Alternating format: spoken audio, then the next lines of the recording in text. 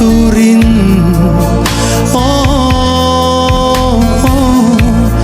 laliswa kacharta eng kimdang ayan huzoksu atakani kovel par moy nale rokuy na chan mahila laliswa ka neita eng marereng kangay tolo amane chuan leng dunin harsat nakara boka tharawa chawm le Thiam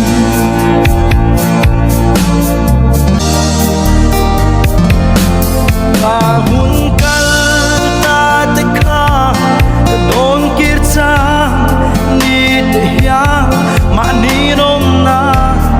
mai kalo ang trina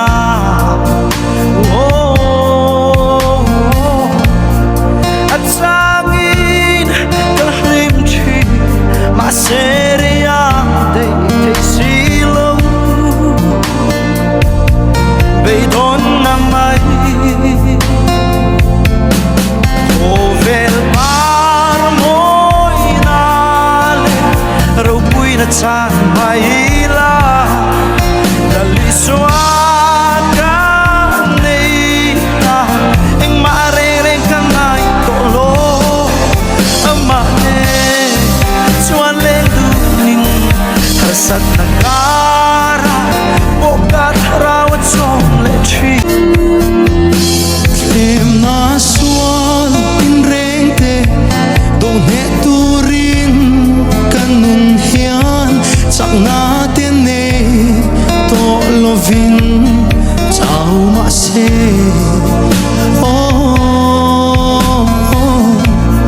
chak lo te tan chak na nung nalal Krista kan nei ta kazam lovang kovel par moy nale robui na chan mahila laliswa ka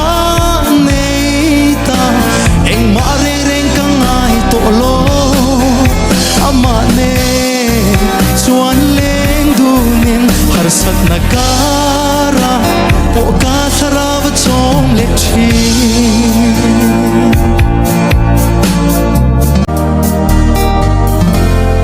Thiam na sual tinreng te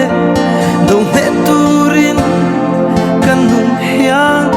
sak na tanei to lovin chau ma se